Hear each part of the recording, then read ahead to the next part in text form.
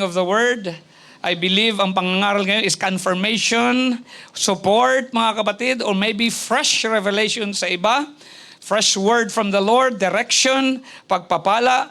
But I believe mga kapatid, this message ay nangungusap na sa akin kanina noon pa, praise God. At ngayon sa araw na ito mga kapatid ay may mga confirmation na ito talaga ang mensahe ng Panginoon para sa atin sa hapon na ito. Praise God. Tulungan niyo ba ako mag-preach mga kapatid? Praise the Lord.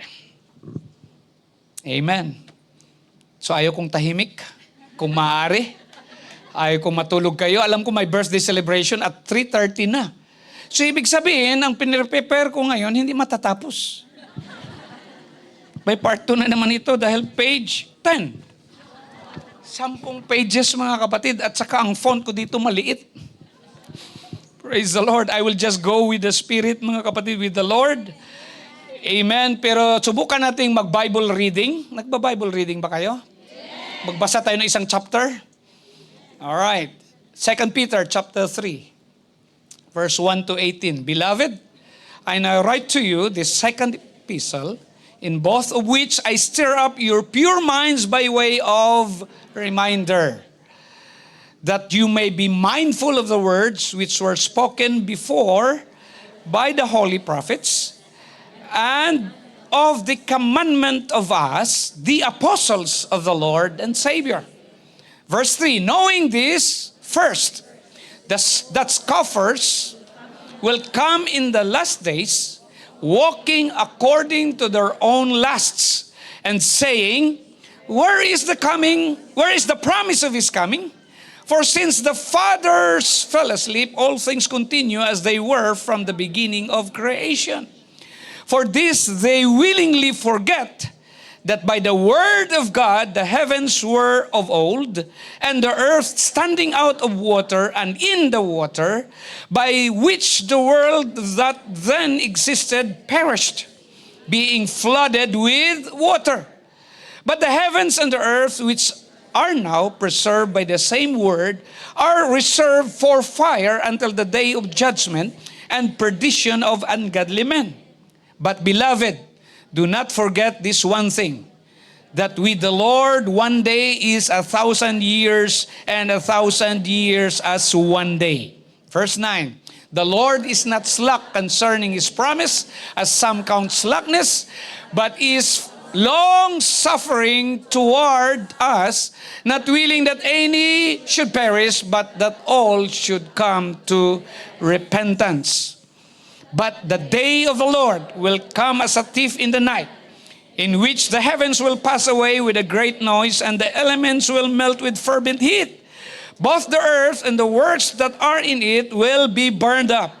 Therefore, since all these things will be dissolved, what manner of persons ought you to be in holy conduct and godliness, looking for and hastening the coming of the Lord of God, because of which the heavens will be dissolved, being on fire, and the elements will melt with fervent heat. Nevertheless, we, according to his promise, look for a new heavens and a new earth in which righteousness dwells. Therefore, beloved, looking forward to these things, be diligent to be found by him in peace, without spot and blameless, and consider that the long suffering of our Lord is salvation, as also our beloved brother Paul, according to the wisdom given to him, as has written to you, are also in all his epistles, speaking in them of these things, in which are some things hard to understand, which untaught and unstable people twist to their own destruction, as they do also the rest of the scriptures. You therefore, beloved, since you know this beforehand, beware lest you also fall from your own steadfastness, being led away with the error of the wicked, but grow in the grace and knowledge of our Lord and Savior, Jesus Christ. To Him be the glory, both now and forever. Amen. Panginoon, tulungan niyo po kami sa hapong ito. Basbasan niyo po ang iyong salita. Mangusap sa bawat isa sa amin, Panginoon. Lord, may your word have a free course for us today. In Jesus' name, amen. You can be seated. At saka ituloy nyo na yung palakpak nyo mga kapatid. Hallelujah, dahil para yan sa Panginoon. Praise the Lord, praise the Lord, praise the Lord. Praise God. Although hindi ko nakuha ang title sa loob nito mga kapatid, pero ang essence ng title na ito mga kapatid ay para maalala lang natin at may impact din sa buhay natin. So pamamagatan natin ang mensahe sa hapong ito, Faith Conquers All. Nanalo ang pananampalataya sa lahat. Faith conquers all. First Peter was written to early Gentile Christians who were scattered in Asia Minor.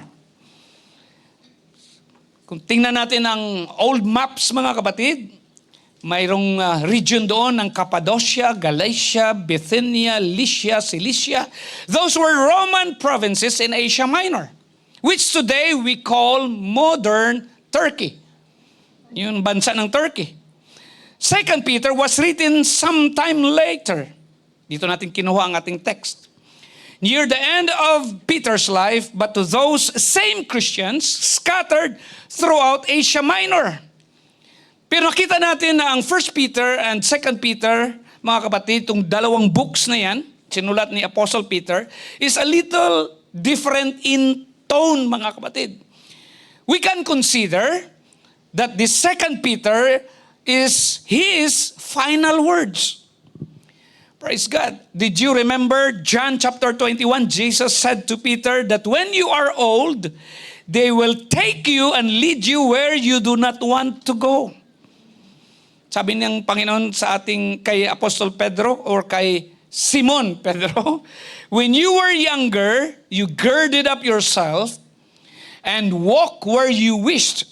But when you are old, you will stretch out your hands and another will gird you and carry you where you do not wish. Dadalhin ka sa lugar ayaw mo. Jesus was predicting Peter's ultimate faithfulness when he said that in John chapter 21. In essence, ang Panginoon, Jesus is saying to Peter, Peter, you will glorify me, or Pete, si Peter, si Pete. You will glorify me by the way you will die. Praise God. Peter or Pet, though you fail me in the past, though you fail me in the past, you will not fail me again. Amen. Ang ganda ng Panginoon, ano? Na alam niya ang bukas, kaya sinasabi niya na ang mangyayari kung manatili tayo sa Kanya. Tradition says, not in the Bible, that when they took Peter out to crucify him as part of the persecution, he did not want to be crucified like his Lord, in a manner of his Lord, because he felt he is not worthy. And tradition recorded that Peter was crucified upside down. Because that time there was an outbreak of terrible persecution of Christians that spread across the Roman Empire. And they regarded Christians as enemies of the king or the emperor. And that time is Emperor Nero. Praise God. Napakasimple lang actually mga kapatid ang akusasyon nila. Very simple accusations. Because their accusations to our brothers and sisters before is that they will not even light or lit an incense to the gods of the Roman, which is the king. Once a year lang gagawin yun. According to history, kung mag-research kayo, once a year lang kailangan magsasamba ka sa King of Rome. Praise God. Or Emperor of Rome. Pero hindi gagawin ng Kristiyano yan, kaya yun ang nagpahamak sa kanila. Praise God. Hallelujah. Dahil sinabi naman ng Panginoon na persecution will come. Amen. And persecution has come. Actually, hindi lang natin naramdaman yan, but we have persecuted Christians around the world. Hindi malaya ang iba nating kapatid sa mga bansa na kung saan ay bawal ang mangaral ng salita ng Diyos. Praise God. At alam ko kung anong mga bansa yun, mga kapatid. Praise God. The world condition today, mga kapatid, is dark. Amen. And night is fast approaching. Praise God. Tingnan nyo na lang ang mga ugali ng tao, pag-iisip ng tao, mga ginagawa ng tao. Praise God. Nagbubukas ako, nanonood ako ng news, mga kapatid, pero sa YouTube na news, mga kapatid. Praise God. Marinig, kahit news lang natin sa Pilipinas, praise God, nababurden tayo. Amen. Parang mawalan tayo ng espiritu ng Diyos sa buhay natin. Maggalit tayo, mainis tayo, frustrated tayo, na parabang kung ano-ano ang pressure sa atin, mga kapatid. Praise God. Hallelujah. Huwag na lang natin banggitin yung mga batas pa na ginagawa nila. Yung mga kunwaring in aid of legislation, mga kapatid. Hindi lang sa Pilipinas, kundi sa buong bansa. Amen. Sa buong sanglibutan pala, sa ibang bansa. Mga kapatid. Praise God, pinapatanggap na nila na pwede na lang ikasal ang magkaparehas na uri. Diba? May mga plus-plus na sila sa kanilang mga description, mga kapatid, dahil hindi matatapos ang kanilang kagustuhan. Amen. Immorality and perversions are everywhere. At gusto pa nilang dalhin sa classroom. Amen. Heaven, help us. Praise God. Pero may sisigaw dyan siguro, Pastor, discourage ka ba? No! Two reasons. The darker the night, the more opportunity the light has to impact the darkness. And there is not enough darkness in all the world or the entire world to extinguish the light of a candle. Kahit kandila lang yan, isa lang yan, mga kapatid, kahit gaano pa kadilim sa buong paligid, sa buong mundo, hindi niya mapapatay, mga kapatid, ang ilaw o liwanag ng isang kandila. Second, the conditions of the world just tell me to get ready because Jesus is coming. He is coming very soon. Amen. The church is the bride and He is the groom. Amen. Alam na natin yan sa Matthew 25, mga kapatid. Di po ba? Yun ang Jewish tradition of getting married. Praise God, na kailangan may tinatawag na hindi dating, kung hindi ang tawag doon. Betrothal. Yun na yun. Engaged ka na, mga kapatid. Pero iiwan ka ng aasawahin mong lalaki. Kung babae ka, iiwan ka. Tapos maghanap buhay siya. Magagawa siya ng bahay, mga kapatid. Mag-ipon siya para na sa inyong kasal. Parang iba ng panahon natin ngayon eh. Babae na ata nag-iipon eh. Tradisyon yun, ha? Tapos sa gabing ito, mga kapatid, pupunta siya at ganun ang mangyayari. Praise God, sa katapusang araw, mga kapatid, tayo ang bride of Christ. He is the groom. Amen. Naghanda siya sa langit, mga kapatid. Sabi sa John 14, in my Father's house are many mansions. At babalik sa, mga kapatid, at kukunin tayo. Saan ka makahanap niyan? Praise God. Kay Lord lang mangyari yan, mga kapatid. Praise God. Hallelujah. So, His coming is so close, mga kapatid. And that is what the service, this service this afternoon is all about. That is why we gather together. Because we want to be one, mga kapatid. We want to be looking for and expecting His coming. Jesus is coming. Jesus is coming. Sabi mo sa katabi mo, Jesus is coming. Praise God. And He will come like a thief in the night.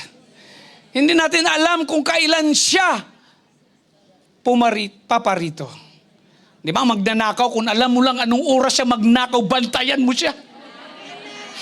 Ganitong oras yun, no? Ito, humihilik na yung iba. Nananaginip na ng kung anong panaginip. Pero hindi natin alam.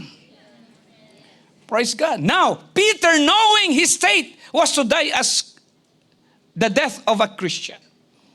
Praise God. Kasi dalawang bagay lang yan. Kung hindi pa darating ang Panginoon at mawalan ka na ng buhay dahil hindi naman nagbabato ang tao dito sa mundo, lahat man talaga mamamatay. May mga ninuno ba kayong hindi namatay? Nga. Kahit ninuno natin si Adan, si Eva, patay na. Si Abraham, our father of faith, patay na. Di ba? Praise God. Wala na sila. Amen. At mga kaninuno natin tayo buhay. Pero hanggang ilang araw lang tayo dito, ilang taon lang tayo dito. Sabi sa Bible, actually, that is yung Psalms 90, mga kapatid, that is actually the songs na inawit pa ni Moses, mga kapatid. Isinulat lang doon, isinama sa Psalms. Praise God, na ang life daw here on earth is just 70 years old. 60 and 10. Yan ang pagkasabi sa King James Version. Mapalad ka na, pagpapala na kung maging 80 pa. Kaya mapalad tayo mga kapatid. We have a nanay Katani na more than 80 years old na. Si nanay dito na 65 lang sana ang pwedeng magtrabaho dito, 73 na. Amen.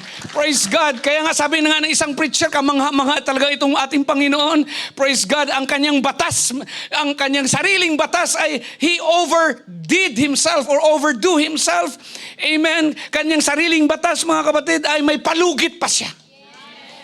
Para lang sa kanyang mga anak. Praise God. So Peter, knowing that his state was to die as a Christian, he's saying 3 things to these young Gentile believers. Number 1, never stop growing. Yun ang theme sa 2 Peter chapter 1. You need to grow. Never stop growing. Sa chapter 2 namang kapatid, kung tingnan mo yan, ang 2 Peter chapter 3, chapter 2. Amen. Sinabi doon, 2 Peter chapter 1, yun, never stop growing. 2 Peter chapter 2, ang theme doon is beware of false teachers. And chapter 3, which is tatalakayin natin mga kapatid, sa maabutan lang ating panahon, dahil pag alas 4 gusto ko na umalis. Get ready for His coming. Get ready for His coming. Yan ang chapter 3. Praise God. Praise God. So there is a call to holiness in chapter 1. False teachers are exposed in chapter 2. And there is a focus in God's ultimate purpose in chapter 3. We can say it in another way. There is a dedication in chapter 1. There is a denunciation in chapter 2. And there is a determination in chapter 3. Now, Peter knew his time was not long upon the earth. 2 Peter chapter 1, verse 14. Knowing that, sabi niya sa kanyang epistles, shortly, I must put off my tent or my tabernacle, sabi sa King James, just as our Lord Jesus Christ showed me. Peter was concerned because even in his day, he could sense a letting up in intensity. Amen. The word lethargy. Okay? Weariness ang synonyms. Tiredness. Exhaustion, mga kapatid. Or sabihin na lang natin sa ating paglilingkod sa Panginoon, lack of energy and enthusiasm among Christians. Ang paglilingkod nila sa Panginoon, parang wala ng lasa. Wala ng lakas. No? Ordinaryo na lamang. Amen. Wala ng enthusiasm. Praise God. That's why this book carries as a theme the idea of being alert. We need to be alert. Having knowledge of what is happening because Jesus is coming. Praise God. Kailangan alert tayo mga kapatid. So 4 things that Peter shares with us from this 3rd chapter about the fact that Jesus is coming. And we can call this the final words of the Apostle Peter. Number 1, steered by Scripture. Steered. Tama ba yan? Amen. Sabi niya, Beloved, I now write to you this 2nd epistle, in both of which I stir up your pure minds by the way of reminder. Isinulat ko ang dalawang sulat na ito upang ang mga ito'y magsilbing paalalang gigising sa inyong malilinis na isip. Nais kong alalahanin ninyo ang mga ipinahayag noon ng mga banal na propeta at ang utos na ibinigay ng ating Panginoon at tagapagligtas sa pamamagitan ng mga apostol na isinugo sa inyo. Praise God. So, steered by Scriptures. Scriptures ought to steer us. Ang banal na kasulatan ay dapat na pukawin tayo. Praise God. Tiningnan ko sa dictionary yung mga kapatid. Steer. Haluin. Kailang haluin, mga kapatid. Kailang may pagkilos. Amen. Praise God. Pero dito sa Greek word, balikan natin mga kapatid, the word steer means fully awake. Ganap na gising. Yung iba kasi pagising-gisingan lang. Gising, pero ang isip. Alam niyo yung sagot, mga kapatid. Or to arouse. Bumangon. Hindi lang gumising, kundi pag bukas siya ng mata niya, sabihin natin gising na, pero bumangon. No? Yung iba kasi, gising na sila, pero ayaw bumangon. Amen. Ayaw nilang bigyan ng energy ang kanilang paggising. Kasi, ewan ko lang, alam nyo na ang rason kung minsan. Pero ang gamitin natin na word na steer, mga kapatid, itong kapariha lang din, to steer up upang pukawin. Steer is T-I-R, is not a passive word. Tulad ito ng word na go. Pag sinabi mong go, may command. Kailangan may gagawin ka, mga kapatid. Isang word, dalawang letra, mga kapatid, pero may kapangyarihan. May tulak. Praise God. Hallelujah. Ganon din, pag sinabi steer, mga kapatid, ay may tulak sa atin ito. Praise the Lord. At makikita natin yan, mga kapatid. Steer is not a passive word. Its usage speaks of vigor, urgency, earnestness, and importance. In Matthew 1:24, the same word was used in this way. Joseph being arose from sleep, nang magising si Jose. Pero tingnan mo sa ibang translation, nang magising si Jose, bumangon siya. Tumalima siya. In Mark 4:38, this passage deals with Jesus in the boat on the Sea of Galilee and being asleep when the great storm swept over the sea, speaking of the disciples and their action toward Jesus. Amen. Di ba? Natulog ang ating Panginoon and the Bible said, they awoke Him. Dahil si Jesus ay sa hulihan ng bangka at natutulog ng nakaunan. Ginising siya ng mga tagasunod niya, Guro, malulunod na tayo. Baliwala lang ba ito sa inyo? Praise God. Notice with me 2 Peter. Okay? Chapter 1, verse 13 to 15. Yes, I think it is right, as long as I am in this tent, to steer you up by reminding you, knowing that shortly I must put off my tent, just as our Lord Jesus Christ showed me. Amen. Moreover, I will be careful to ensure that you always have a reminder of these things after my decease. Pabalik-balik na pinaalalahanan sila ni Apostol Pedro sa Tagalog version. At sa paglagay ko, nararapat lang na paalalahanan ko kayo sa mga bagay na ito habang nabubuhay pa ako. Dahil alam kong hindi na ako magtatagal sa mundong ito. Ang ating Panginoong Hesukristo mismo ang nagpahayag nito sa akin, kaya gagawin ko ang lahat para makatiyak akong maaalala nyo pa rin ang mga itinuro ko kahit wala na ako rito. Peter says, I want you to awake. Gusto ko kayong gisingin. Gusto ko kayong pukawin. Pukawin mo nga yung katabi mo. Ganyan lang ba pagising? Hoy, gising. Steer, mga kapatid. Haluin mo. Praise God. To the urgency of the hour. Amen. Sabi na Apostol Pedro, I was an eyewitness. I had an experience. Sino nakaten ng GenCon 2024 sa Legazpi City? Praise God. Anong theme natin, mga kapatid, ng UPCPI or United Pentecostal Church Philippines, mga kapatid? Is shaken for explosion and expansion. Kailangan ma-shake tayo mga kapatid. Praise God. Hallelujah. The word is better than experience. O iba kasi sabihin na, na-experiencehan ko na yan. Yeah, pero hindi ka shaken. Hindi ka stirred. Yes, na-experiencehan mo yan, pero pahikab-hikab ka pa dyan. Praise God. Hallelujah. Praise God. Sabi ni Apostol Pedro, hindi lang ito experience, but I want you not only to experience it, but to be stirred up. Amen. And the only thing that stirs us up is the Word of God. Amen. Hallelujah. Because the Word of God is inspired by the Holy Ghost, by the Holy Spirit. Amen. 2 Peter 1:16, for we did not follow cunningly devised fables when we made known to you the power and the coming of our Lord Jesus Christ, but were eyewitnesses of His majesty.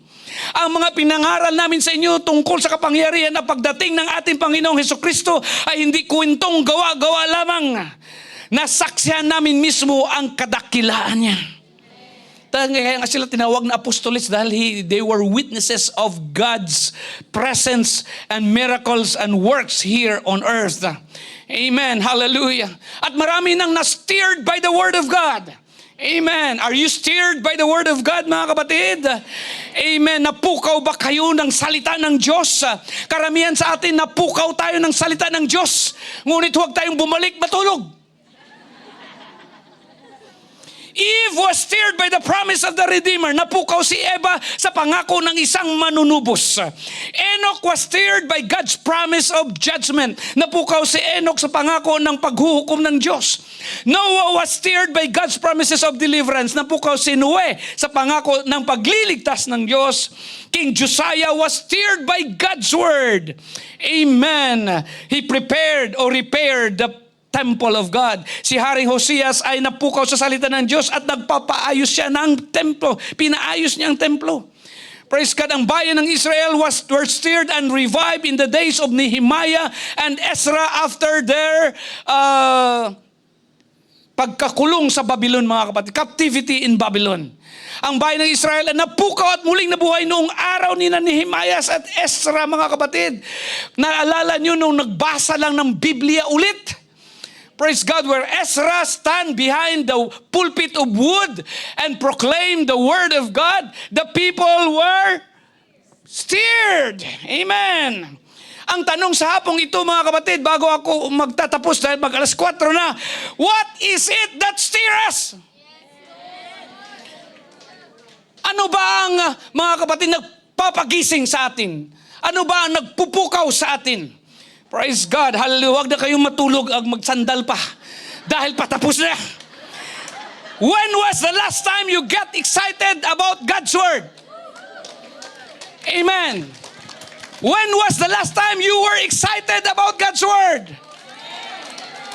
Amen. When was the last time you awoke in the middle of the night? Praise God, hallelujah. And troubled by God's Word, by impression, by dream and vision. When was the last time? Kailan ka nakatanggap ng vision sa Panginoon? Kailan mo narinig ang boses ng Panginoon? Kailan ka may impression galing sa Panginoon? Kailan mo nadama ang presensya ng Diyos? Amen, hallelujah. Kailan ka huling nagising sa kalagitnaan ng gabi? Amen. Ang iba, hindi pa nakapanalangin, tulog na. Dahil sa pagod.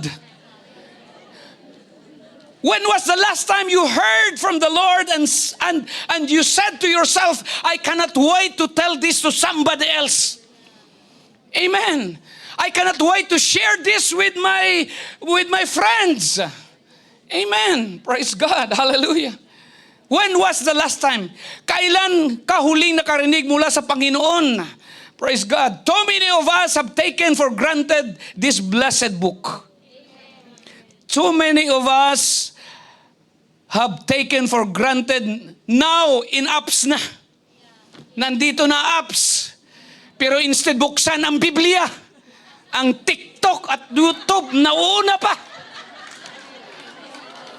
Dahil tama nga naman, binuksan ko yung Facebook ko. Praise God, hallelujah. Bigla na lang sa ilalim ng memory verse natin at Bible reading natin, mga kapatid. Sa ilalim noon, pag scroll up mo lang ay mga patalastas na. ng mga nagugustuhan mo pang post, mga kapatid. Amen. Praise God. We skip Bible reading. We do not memorize the verses anymore. Some of us don't want to go to chain prayer anymore. Nag-iisip ako, mga kapatid, nananalangin ba itong mga kapatid ko? Ang chain prayer, online. Use it as your personal time. Choose your place. Nasa lugar ka, mag-login ka lang. Imposible naman na kung totoong nananalangin talaga kayo, na hindi man lang kayo mag-login. Ang ganda kasi, Brother Bong, ng apps. Kasi makikita mo kung sino talaga nag-login. Amen. Magbibigay siya ng statistics. So, ang isip ko, mga kapatid, when was the last time na puspos tayo sa panalangin? Na hinahanap-hanap natin ang panalangin. Hinahanap-hanap natin na kailan na naman ang Friday. Kasi Friday is chain prayer. Amen. Kailan ko na naman makausap ang Panginoon na may background pa. At kung wala akong masabing prayer, may prayer pointers pa. Kung nananalangin talaga tayo, just log in, mga kapatid. Hindi nyo na rin kailangan magpa-schedule. Hingin nyo na lang ang password. Amen. Praise God. Kailangan nyo nang pumasok doon. Yan ang iyong prayer time. Yan ang iyong environment, kumbaga. Yan ang atmosphere na kinikreate natin online. Kaya sabi ko, bakit kakaunti? Ibig sabihin, karamihan sa amin hindi na nanalangin. Bato-bato sa langit. When was the last time you wait on the Lord? Praise God, noong wala kang pera, Panginoon, ikaw ang kasagutan. Manalangin hanggang darating ang pera. Ngayon may pera ka na, Lord, thank you na kaagad. Hindi mo na hahanapin pa ang direksyon ng Diyos. Di po ba, mga kapatid? Guilty as I am. Noon, halat ang tagal manalangin para lang na makatulong sa iba. Ngayon, ay easy-easy na lang. Ganyan ang kailangan nyo. Ito. Praise God. I am concerned, praise God, that some of us are more excited in other things than the things of God. Some of us are excited in places rather than to come here and worship with us. Hintuan ko na kasi alas 4:05 na. Praise God. Hallelujah. Praise God. Will you stand, mga kapatid? Pero tingnan natin sa Biblia, Acts 2:42, they continued steadfastly in the apostles' doctrine. Nandoon sila, mga kapatid, steered sila ng doktrina, steered sila, mga kapatid, sa fellowship, steered sila sa breaking of bread, and steered sila in prayers. Amen. Naging masigasig sila sa pag-aaral ng mga itinuturo ng mga apostol. Praise God. Yung sinabi ni Sister Nance kanina, mga kapatid, na hindi na tayo nag-aaral dahil hindi na tayo na-steered. Hindi na tayo kung sa Ilonggupan na labugay. Anong stirred, mga kapatid? Nahalo. Praise God. Ano sa Ilocano? Yan. Ano sa Bisaya? Ano sa Kapampangan? Praise God. Ano sa norte, mga kapatid, o sa south pala? Ano sa Bicol?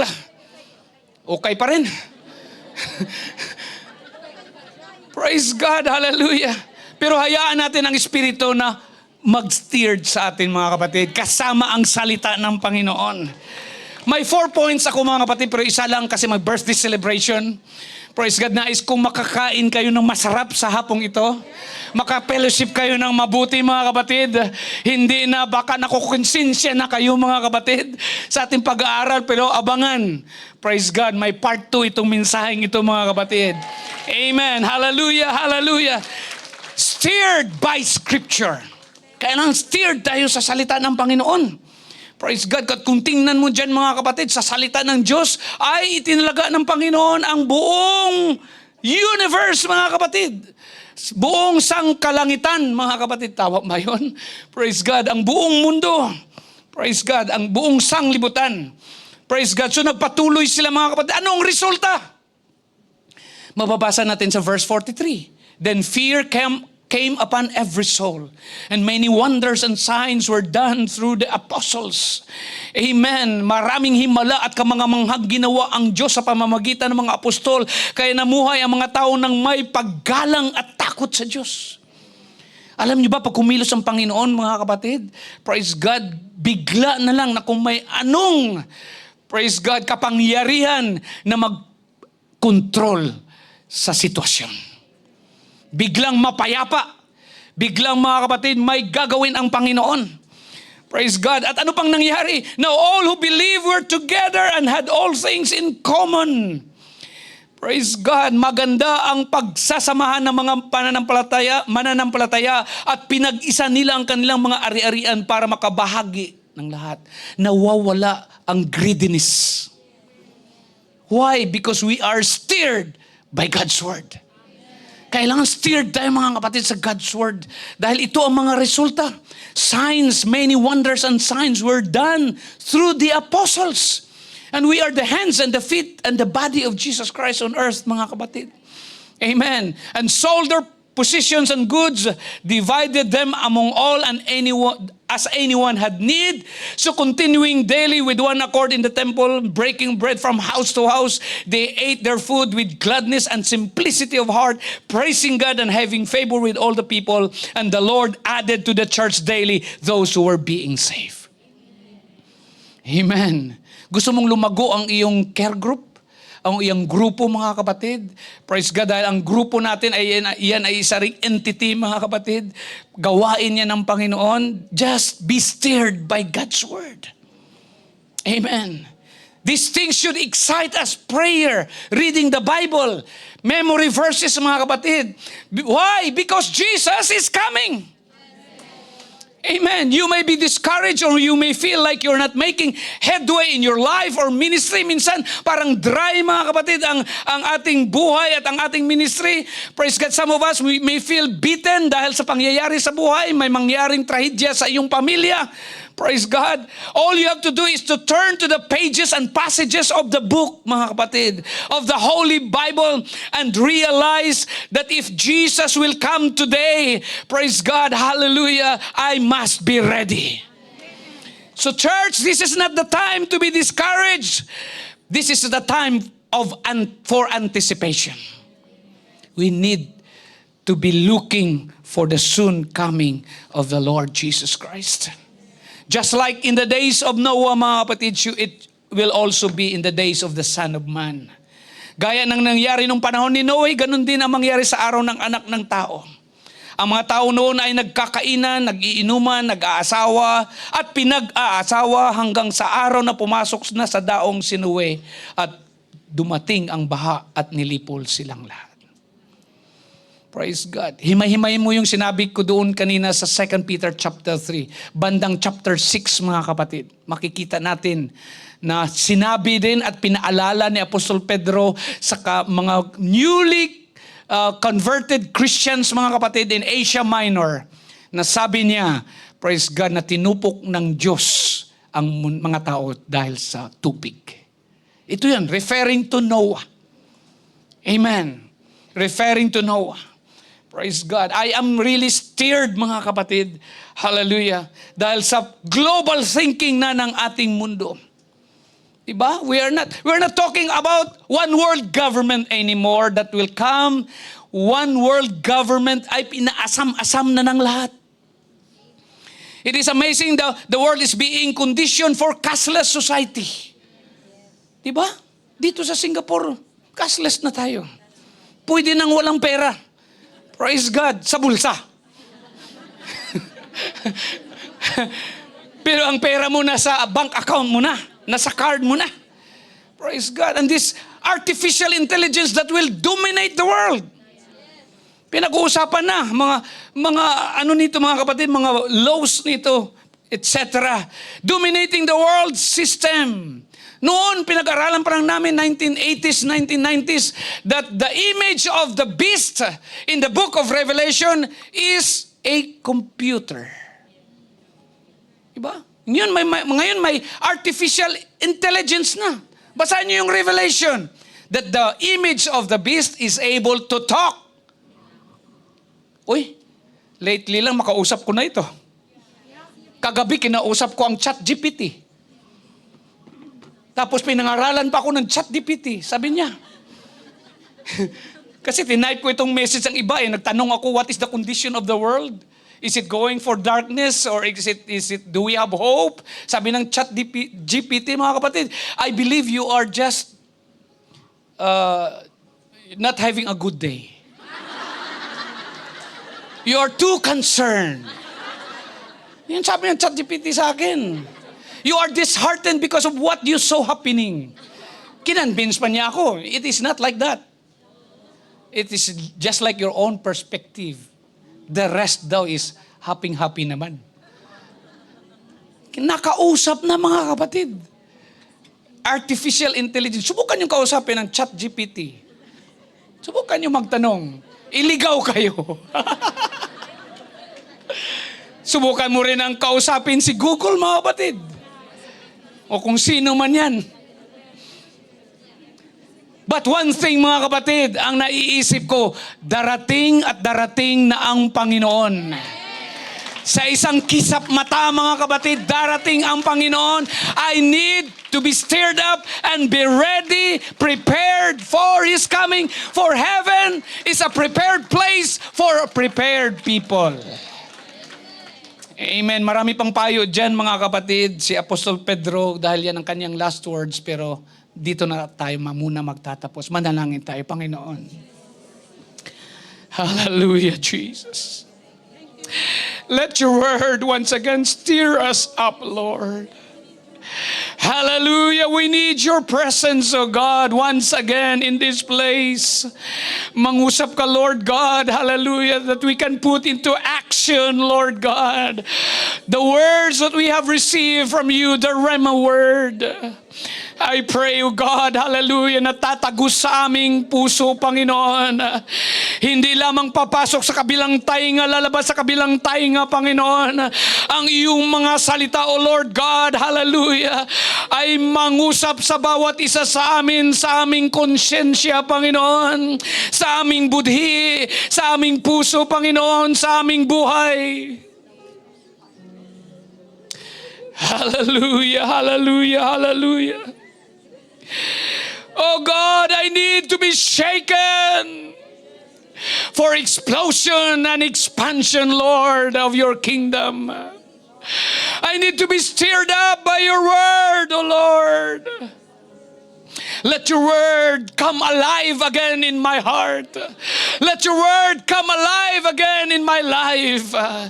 Hallelujah. Pukawin niyo po kami, Panginoon. Gisingin niyo po kami, Panginoon. Hallelujah, Lord God. Sa mga nakikita namin, Lord God, sa pangyayari sa mundong ito. Sa mga nababasa, naririnig namin, Panginoon. Hallelujah. Sa mga balita, O Diyos. Hallelujah. Sa mga nababasa, Panginoon, sa pangyayari, Lord. Yanigin niyo po kami, Panginoon. Hallelujah. Hallelujah niyo po kami, Panginoon. Ikilos niyo po, Lord God. Hallelujah. Ang bawat isa sa amin, Panginoon. By the things that we have seen and observed. Hallelujah. Wars and rumors of wars. Hallelujah. Ang kaguluhan, Panginoon. Hindi lamang dito sa Asia, kung hindi, Lord God. Hallelujah. Doon sa Middle East, Panginoon. Doon, O God. Hallelujah. Kahit na sa ibang bansa, Lord, sa Europe, sa Amerika, sa Western world, Panginoon, sa South America, Lord God, sa lahat, O Diyos, hallelujah, Lord God, na panig ng mundo. Alam ko, Lord God, hinahanda niyo po kami, Panginoon. Alam ko, Panginoon, ginigising niyo po kami, Panginoon. Hallelujah, Lord, grant us, O God, the wisdom and the understanding, Lord. Let the Spirit of God speak to us, O Lord God. Hallelujah. Let them that have an ear, hallelujah, hallelujah, heed your word, O Lord God. Hearken unto your voice today, Jesus. The altar is open, mga kapatid. Find a place, find an altar, make an altar in this place. Ang mga first time guest natin, halik kayo sa harapan. We want you to be ready. We want you to be ready with us to meet the Lord in the air, mga kapatid. Mga kababayan, kaibigan namin, hallelujah, will you come? May mga counselors dyan sa inyong harap. They will help you, hallelujah, they will assist you. Sige, counselors, hallelujah, lead them to repentance. Hallelujah, for only in acknowledging God and His Word holy, and by coming to Him in humbleness and repentance, hallelujah, God will in no wise cast us out. Amen. Panginoon, patawad o Diyos, hallelujah, sa mga, Lord, pagkakasala namin. Patawad, Panginoon, sa aming mga pagkukulang. Patawad, Panginoon, hallelujah, sa mga bagay, o Diyos, hallelujah, na hindi na namin nagagawa, Panginoon, na alam namin na